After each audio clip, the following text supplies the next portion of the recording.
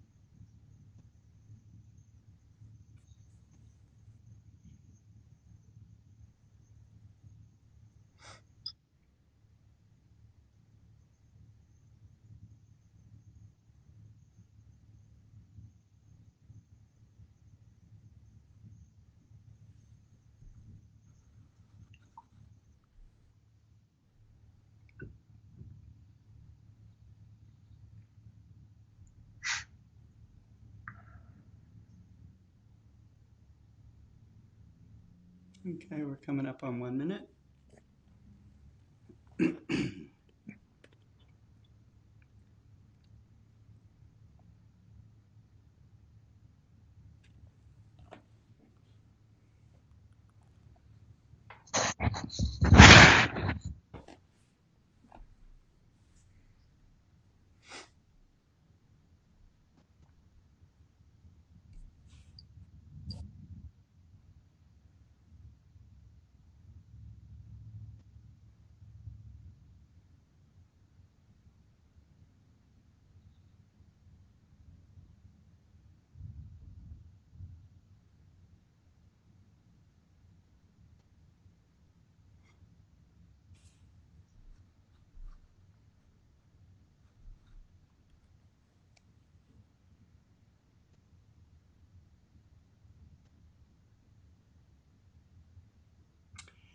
Hello, everyone. This is Scott Roberts, and with me is Dave Eicher.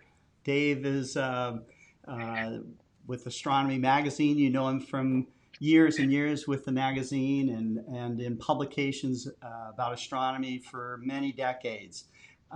He is someone that has given hundreds of lectures, has written thousands of articles, and he's someone that I depend upon every month for my astronomy fix.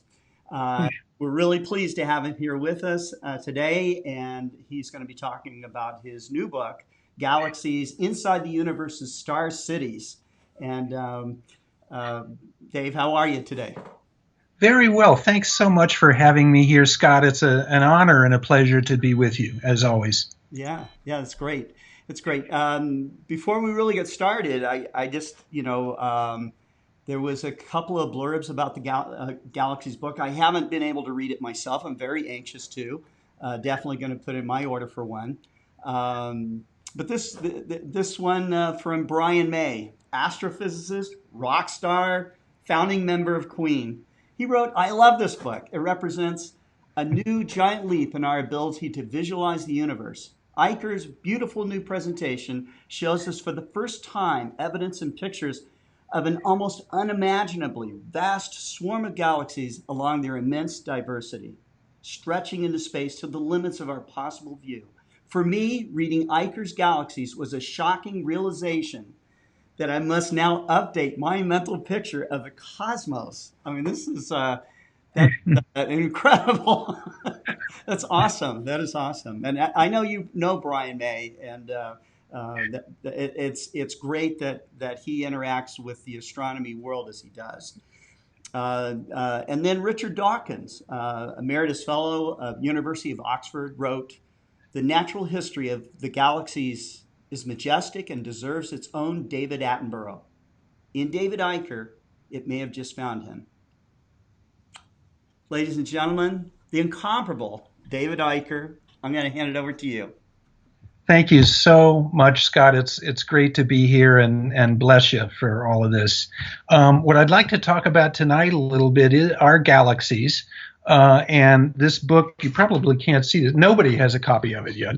And I don't think you can probably see the cover. It's awfully dark. And, deep sky observers don't like bright lights. But the cover, it's actually going to be out in something like a month from now. So it'll be here at some point after this, bloody virus tones down and the books get over here. So it's coming. What I'd like to talk about a little bit tonight is this explosion that we've had in recent times with the science of astronomy.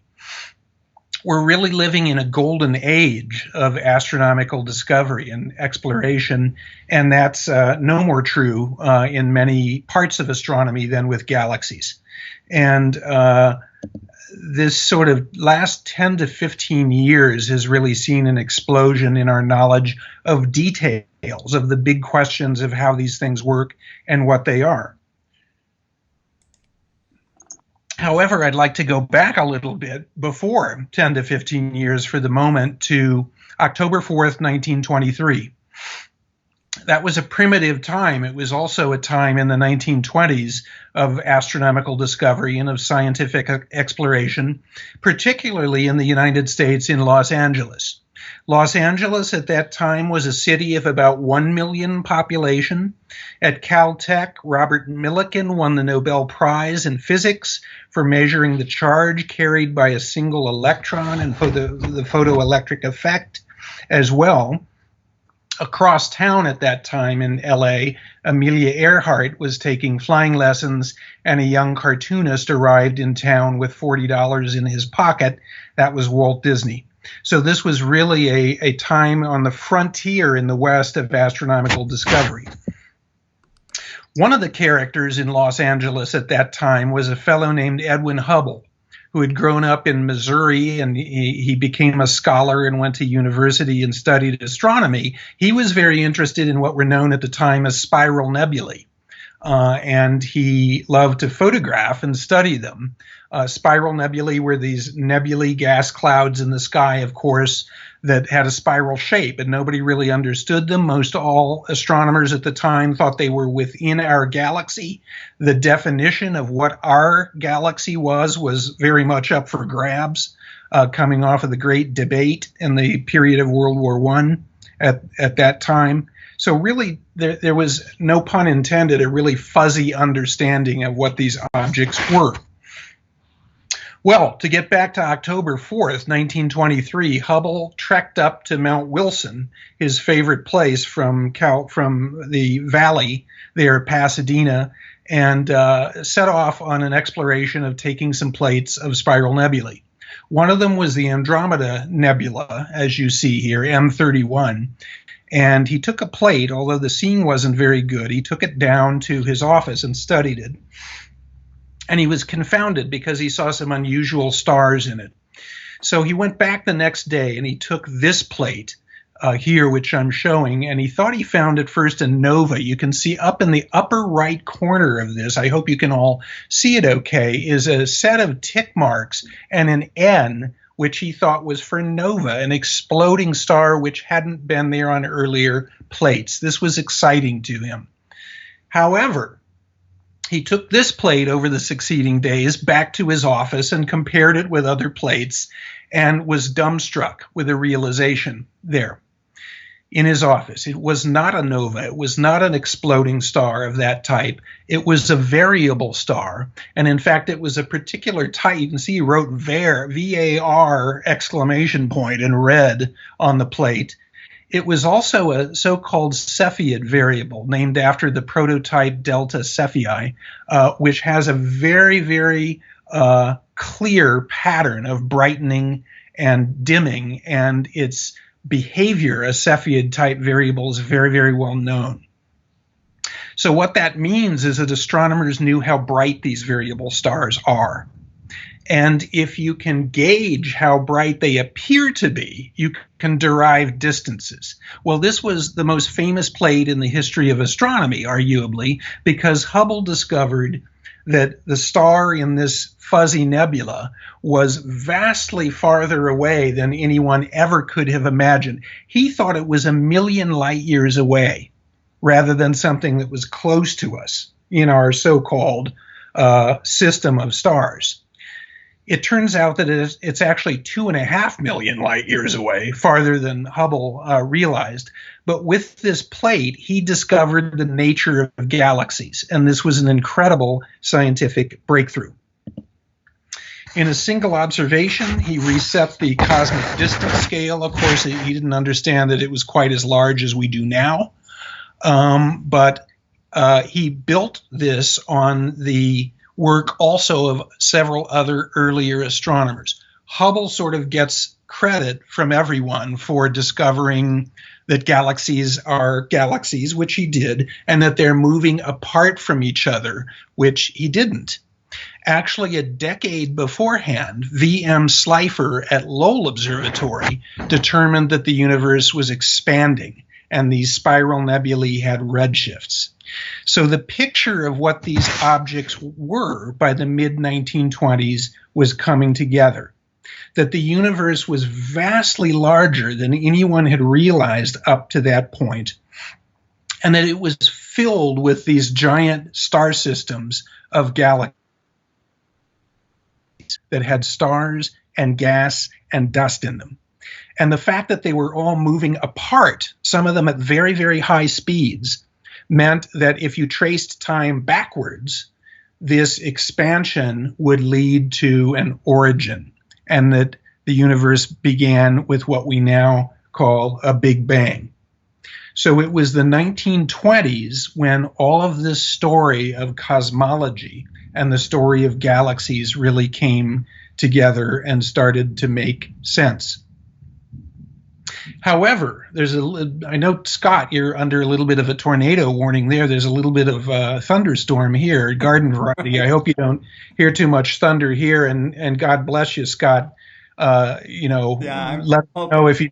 I'm hoping that we don't get lightning strike and take out the power or something. So, because I'm transfixed. This is wonderful. We've got a nice group of people watching right now, and they're hanging on every word. So we'll go through this. This is awesome. Bless you, everyone, and I hope you like galaxies. We're not going to look at all of them tonight, but we'll get to a few. Not everyone. But as with all sciences, of course, the early days of galaxy research, science in its early phases is about classification, whether it be galaxies or butterflies or mineral specimens or whatever. First, before you understand the origin and the meaning and the fate and the evolution of things, you need to collect them and you need to compare them and understand them. So the early decades of galaxy research by Hubble and others was really about classification. Edwin Hubble in the late 1920s and then the 1930s came up with his famous tuning fork diagram of classification of galaxies, and three basic types: spirals, barred spirals, and elliptical galaxies.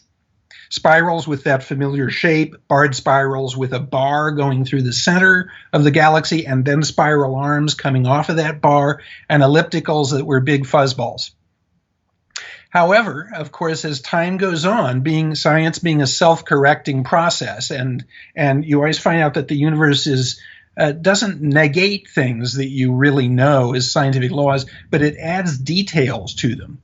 So along in the 1950s, and particularly in the late 1950s, came the French-American astronomer Gerard de Vaucouleurs, who I had the privilege of knowing late in his life, and he devised a much fancier classification scheme of galaxies, a so-called cosmic lemon, if you will. You may have seen this 3D diagram, and it has a lot of details on bars and whether a galaxy has rings of encircling matter, how tightly or loosely wrapped the arms are, and other sorts of details like that. So de Vaucouleurs really wrote the modern, sophisticated classification of galaxies that we still use today. Pardon me. So by the mid 20th century, astronomers realized that galaxies are the basic building blocks of the universe. They contain stars, gas, and dust, contains most of the visible matter of the universe as well. For many years, astronomers believed that there were about 100 billion galaxies in the universe. And in one sense, that's true. And they derived galaxy counts by looking at very deep photographs of faint galaxies like the one we're looking at here, and the galaxy fields in very wide areas, and then extrapolating that over the sky. Well, there was a well-known 2016 study, however, that put the estimated number of galaxies at maybe 1 trillion in the universe, or possibly even 2 trillion. However, there's a twist with that. Remember that telescopes, of course, are time machines, and as we're looking at farther objects away in the universe, we're looking back in time. And it turns out with galaxies, we've got some good thunder going here. I apologize. If the universe would only behave itself. Huh? So as galaxies, as the universe evolves over time, galaxies combine with each other. So in the so-called present-day universe, maybe there are about 100 billion galaxies. Earlier in time, there were more galaxies. Of course, closer galaxies to us appear more so as they are today, quote unquote, in this moment. Well, where do we start with understanding galaxies? With the Milky Way, our own galaxy. On any dark night, of course, you can go outside away from a city to a good dark sky and see the band of light, depending on what time of year and time of night it is, see the Milky Way arching overhead. Some of the best objects, of course, are in the plane of the Milky Way that we can see. That's the unresolved light of billions of stars that make up the plane of our galaxy as seen within it. Probably we think there are about 400 billion stars, give or take, in the Milky Way galaxy. However, we don't know exactly because the most plentiful stars by far are red dwarf stars, and they're very faint and they're hard to see over large distances. But we do know something now that is quite revolutionary. Just in 2008, a special instrument on the Spitzer Space Telescope called GLIMPSE mapped out the structure of our galaxy much better than had ever been done. For many decades, we thought our galaxy, like Andromeda, was a simple spiral galaxy. We now know that the Milky Way is a barred spiral galaxy. It has a prominent bar, and that we're in a rather minor arm or a spur outward from that bar, about a little more than midway out, about 26,000 light years out from the center of our galaxy along the edge of this Orion arm. Well, if you look toward the galactic center, you can find the direction of the center of the galaxy. By the way, you observers might know this. If you look between the famous star cluster M7 in Scorpius and the Lagoon Nebula, which is not too far to the north, and a line between those two objects, about the midpoint of that line is the direction of the center of our galaxy. However, there's so much stuff obstructing our view toward the center of the galaxy that we see, generally speaking, about a quarter of the way to the galactic center. We now know, of course, that it's a good thing that we live in the relatively peaceful suburbs far out from the galaxy, because our galaxy, as most galaxies do now we know, contains a supermassive black hole. Our black hole is about 4.3 million solar mass black hole, about 4.3 million masses of our sun. And it's dangerous if you get close to black holes, of course. And there are other hazards near the centers of galaxies like ours too, like antimatter, high energy radiation, frequently exploding stars, and other hazards. So it's a good thing that we're out in the boring boondocks of our galaxy. Yes. Well, here's a modern color shot by Tony Hallis of the Andromeda Galaxy. Of course, it's funny, we were talking on Facebook, some people the other day, even though the nature of galaxies was discovered in 1923 by Hubble, it took some decades for people to drop the term nebula. Even Hubble, in his famous book, it was called The Realm of the Nebulae, he wrote, and it was really the 50s, the late 50s, until people started using the term galaxy rigorously, which is kind of, old habits die hard, kind of amazing. Like people, galaxies like to hang out in groups. Some groups contain more than others. Our group of galaxies is called the local group, very original name there. It contains at least 55 galaxies, most of which are tiny dwarfs, of course, that look like rich clouds of stars. Again, just like red dwarf stars, it's hard for us to know about the definitive number of galaxies in the local group, because these tiny dwarf galaxies are very faint too, some of them not much larger than massive globular clusters like Omega Centauri, and they can be very obscured by Milky Way light as well. So there could be maybe as many as 100 galaxies in the local group, most of which are tiny dwarfs. The primary members of the local group, of course, are the Milky Way, the Andromeda Galaxy, and the Triangulum Galaxy, or Pinwheel Galaxy, or M33. Those are the three large galaxies in our group. And the large galaxies all have a lot of satellites, too. You can see in this picture there are two of the innermost satellites of Andromeda here, M32, just above and to the left of the center of the galaxy, and NGC 205 down below, both dwarf ellipticals. And there are lots of other Andromeda satellites as well, just as with Milky Way satellites. The Triangulum Galaxy is a relatively faint object, you may know, for observers. It's about 3 million light years away, compared to 2.5 for the Andromeda Galaxy. It means the light that we see from M33 tonight, it took 3 million years, of course, to travel to us. The galaxy contains numerous pink areas where star formation is currently happening, and you can see a big, above and right of the nucleus, there's a huge emission nebula there, and this is one of the larger star-forming regions known at all, along with, you may know, the Tarantula Nebula in the Large Magellanic Cloud as well. Again, as I mentioned, it's slightly farther away than the Andromeda Galaxy.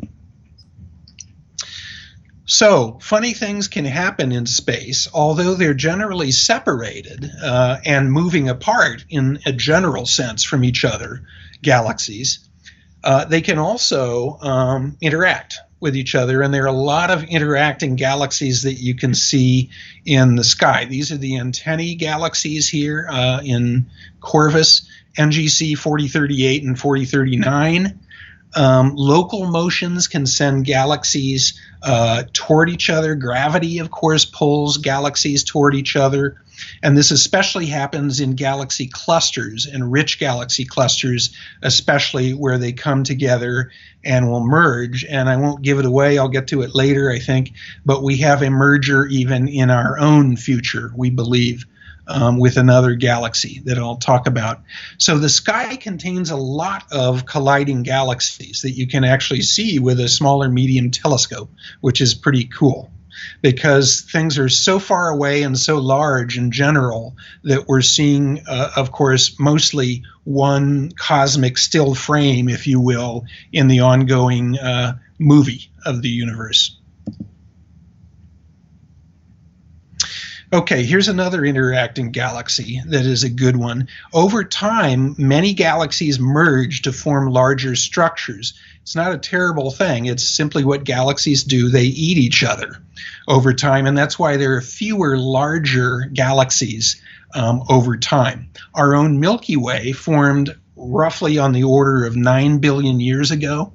Astronomers believe it may have consisted of something like 100 tiny proto-galaxies to begin with that formed eventually our barred spiral. One day I mentioned about 5 to 6 billion years from now, the Milky Way will merge with the Andromeda Galaxy.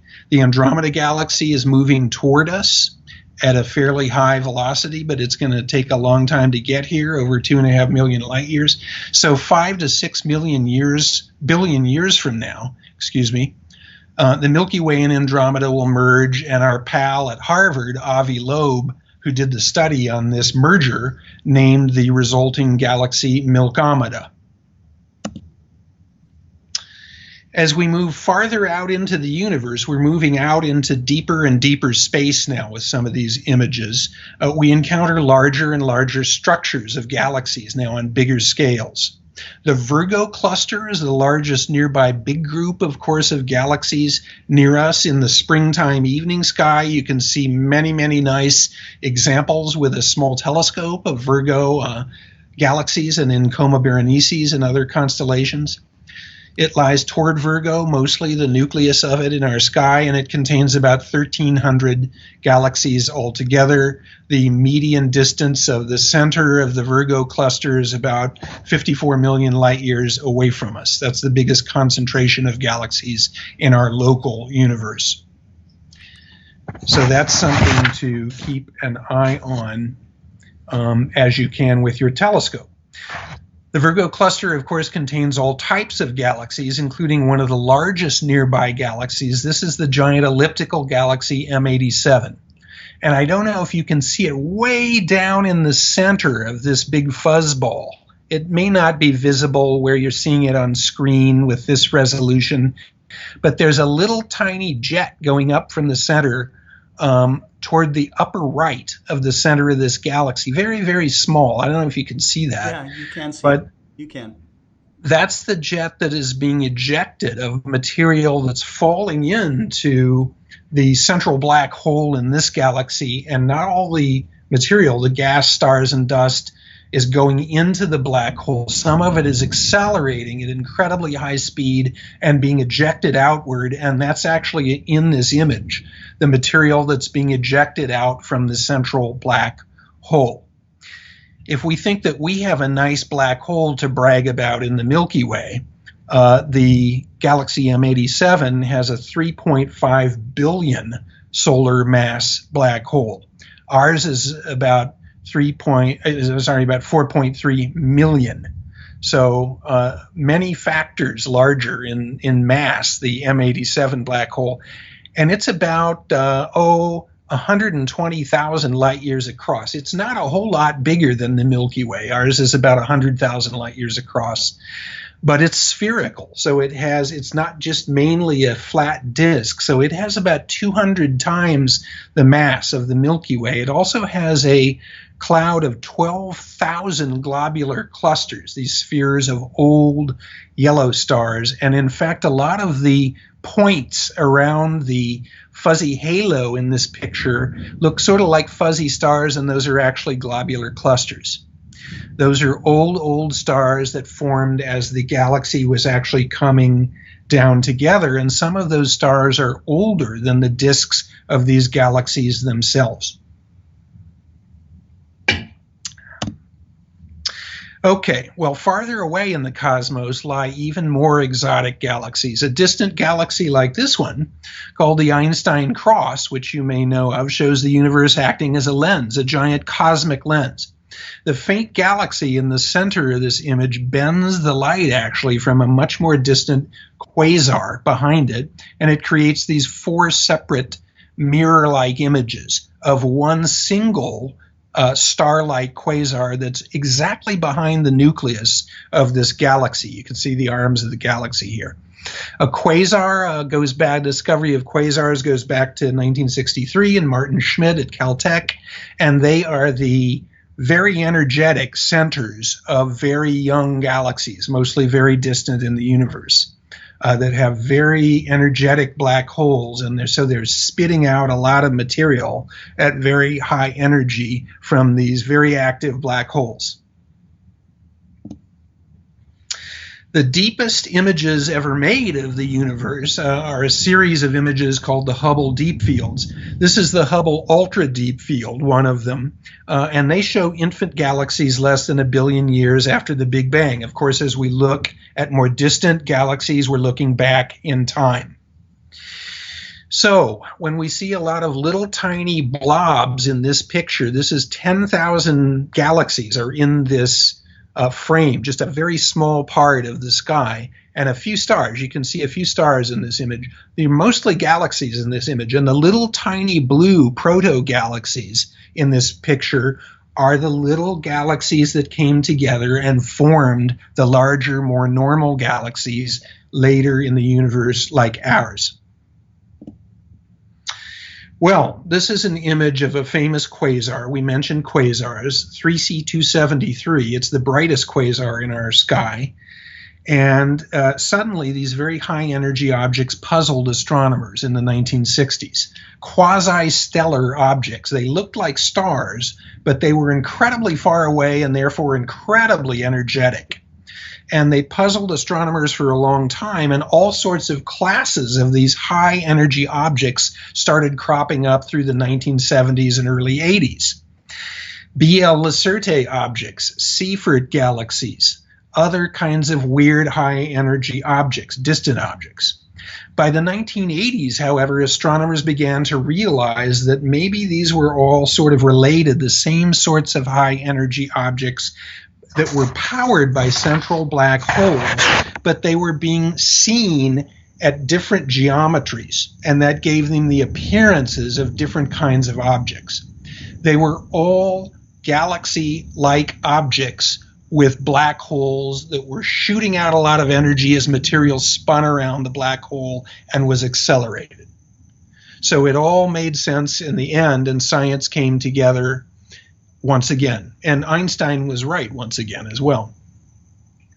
This is a monstrous galaxy in our nearby part of the universe called Perseus A in the Perseus Cluster of galaxies. And this is really an incredibly large energetic galaxy. It's called a CD galaxy, this type that's in the center of a rich cluster, centrally dominant galaxy. And this is a galaxy that has absorbed and eaten a whole bunch of its friends in the past, and it is on overdrive as far as energy.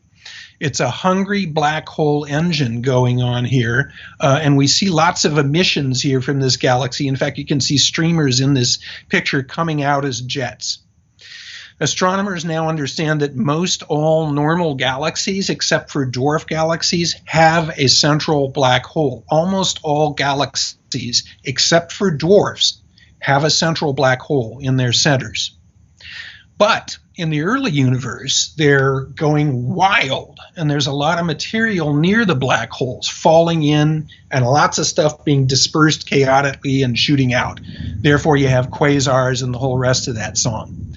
As black holes mature and they consume the gas and dust and stars near them, they clear out the area and they become quiescent. They go to sleep.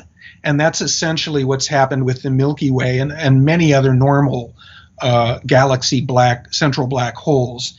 And only when their interactions or material falls into the black hole do they reawaken. It's maybe sort of like a state of having a case of cosmic flu, where the illness kicks up again and the black hole goes crazy, only if the circumstance permits. However, not every normal big galaxy has a central black hole. We talked about M33, the Triangulum galaxy. It has no central black hole, and astronomers don't understand quite why yet. Well, galaxies exist in a gently balanced state between stately grace and internal upheaval all throughout their lives. So they go through crises, they evolve, especially in groups like this one. They can interact depending on the motions of galaxies, and things can disrupt and they can combine, and the black holes can reemerge, and there's chaos.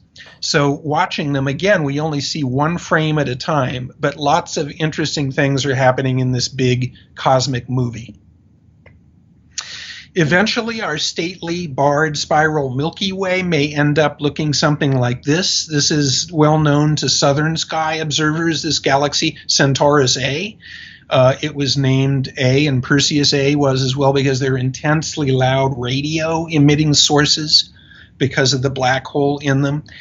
Centaurus A is thought to be a chaotic mess that is undergoing bursts of star formation because it consists of two or more galaxies that merged together. And in fact, most astronomers believe that that's how you get elliptical galaxies that are big balls of stars, is that they are mergers.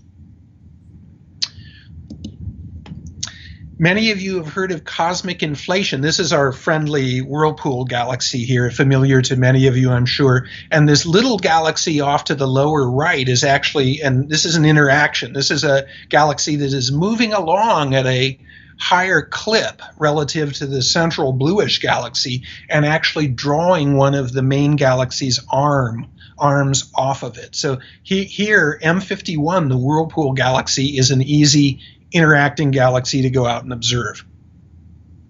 Many of you have no doubt heard of cosmic inflation, the period right after the Big Bang when the universe hyperinflated from about the size of a pea to a grapefruit almost instantly. This explains a lot of things, believe it or not, cosmologically, that we observe in the universe now, if this period of inflation happened. So most cosmologists believe that cosmic inflation is a real thing and it happened.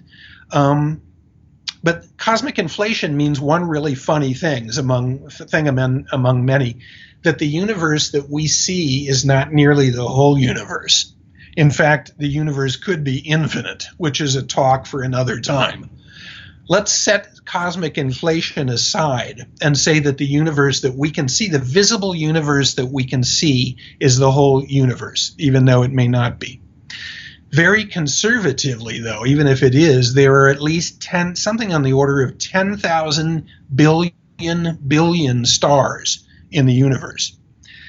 That is a lot of stars, and we see planets now around most all stars nearby us in the Milky Way. So the question is, shouldn't life then be common among the galaxies? We've gone from a heritage of thinking that, well, we're special and we're in the center of everything and nowhere else is that special or that big a deal. And that's turned out to be wrong every step of the way for a couple thousand years. If galaxies are filled with life and planets around other stars, we only know of one example of life so far, definitively, right here. But if galaxies do have zones where they contain life, there are probably places that are more special than others in galaxies.